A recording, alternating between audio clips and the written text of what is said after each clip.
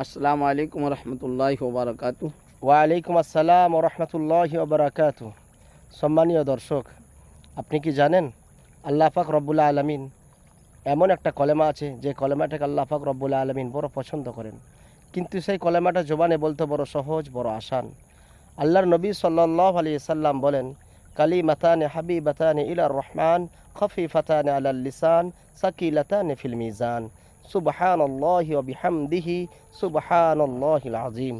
আল্লাহর নবী সাল্লাল্লাহু আলাইহি সাল্লাম বলেন, এই কলেমাগুলোকে আল্লাহ পাক বড় পছন্দ করেন।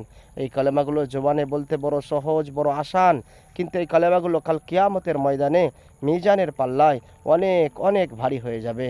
তাই আমার বন্ধুরা, সময় নষ্ট না করে বেশি বেশি করে জুবান দিয়ে কলেমাগুলোকে পড়ার অভ্যাস গড়ে তুলুন। আল্লাহ পাক আমাদের সকলকে বেশি বেশি করে এই কলমা পড়ার তৌফিক দান করুক। আমিন।